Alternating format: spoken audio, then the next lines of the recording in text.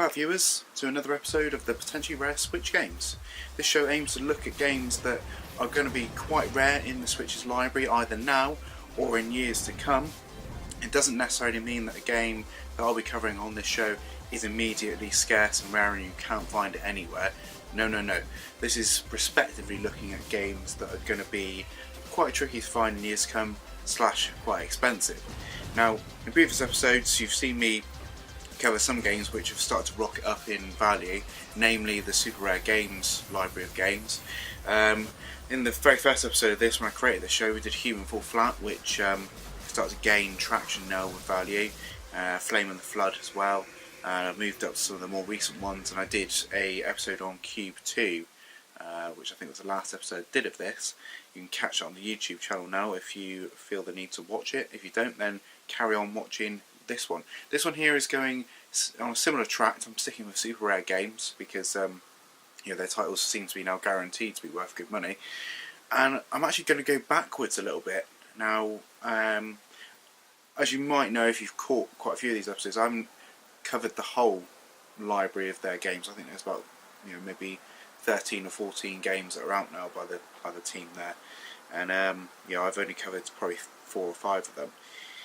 But I missed one game which skyrocketed in value for reasons unbeknownst to anybody, and that is this game here, which is Lovers in a Dangerous Spacetime.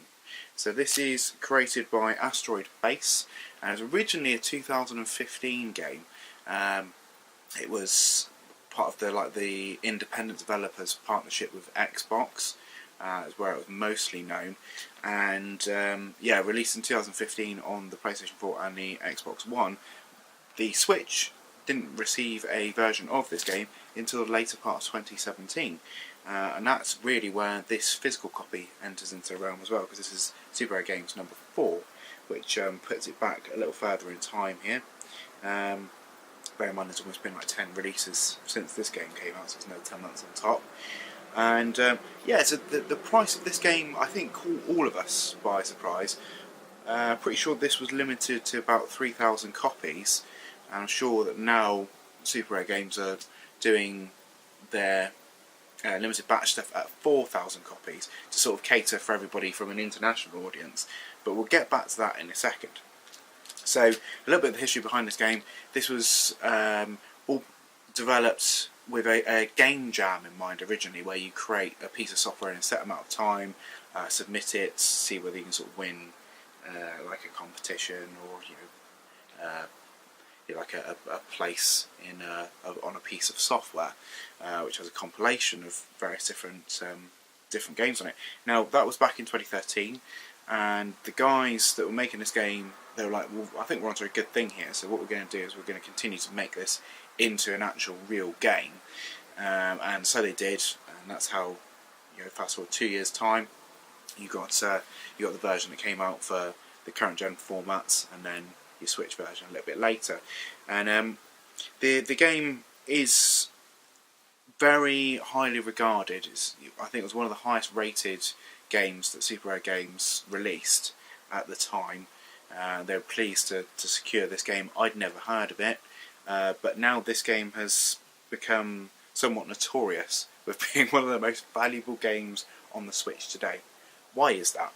So, this was at a time when Super Rare Games were in their infancy. Not many people knew who they were.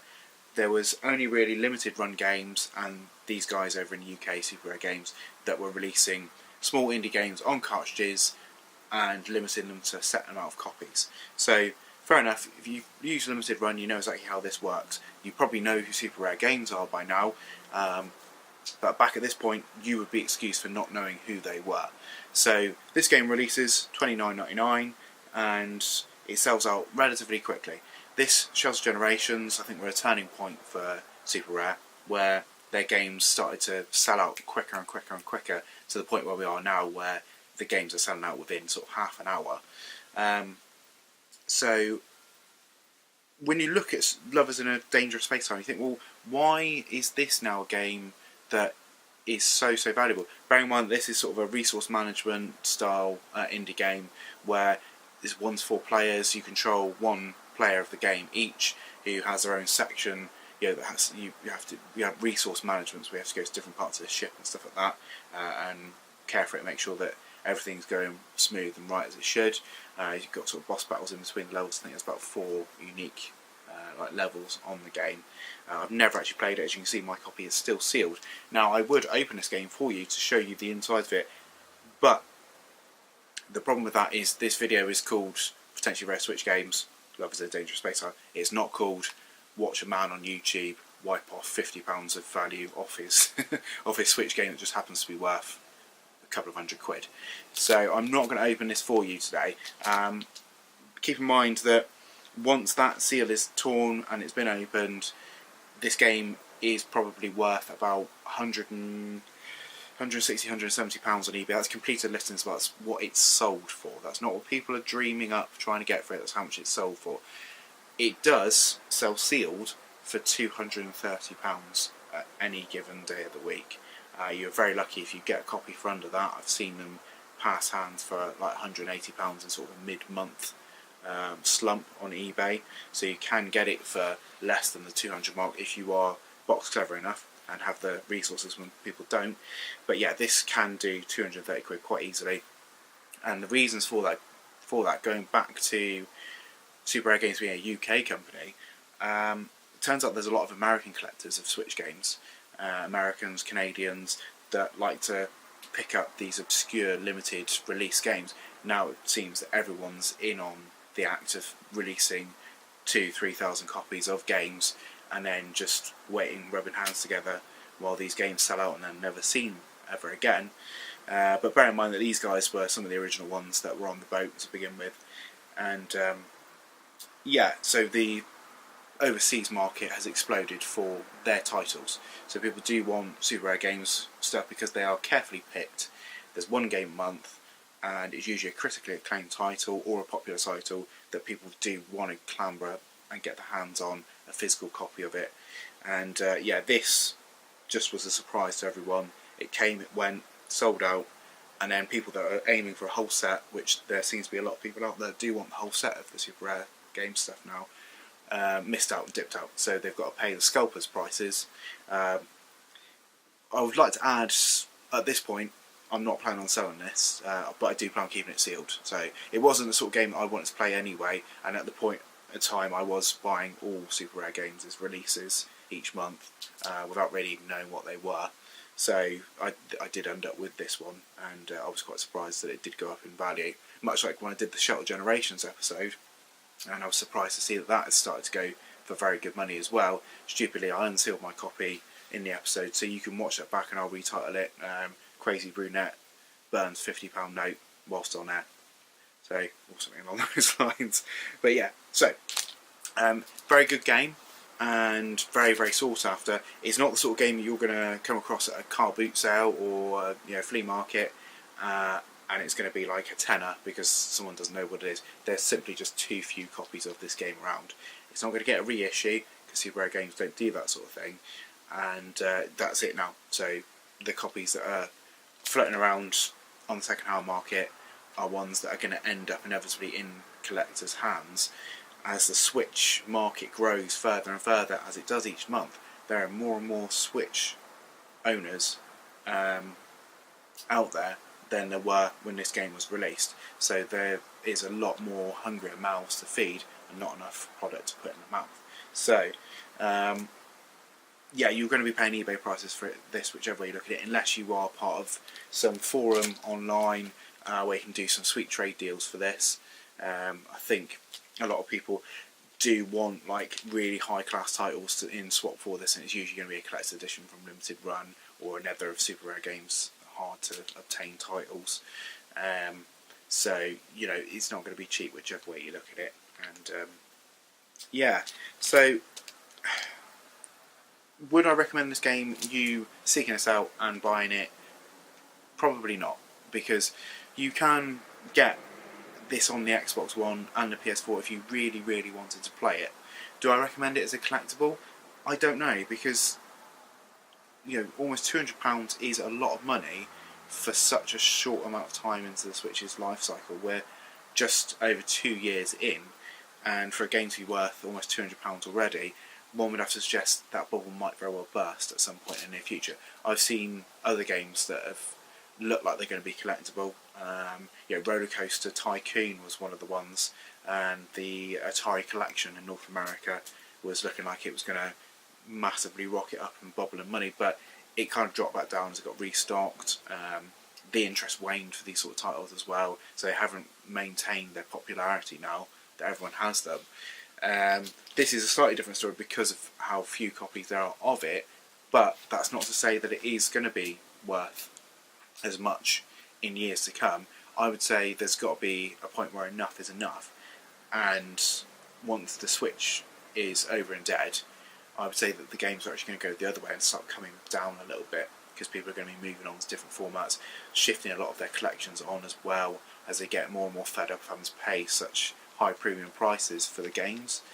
And I can see it dropping in price probably in the next couple of years. So whether it's worth holding fast on it now or selling it, I'm going to keep hold of my copy purely because I said that I don't want to sell it anyway. If it goes up even further, then bonus. But if it stays where it is or drops, I'm still going to keep it sealed in my collection, so it makes no difference to me.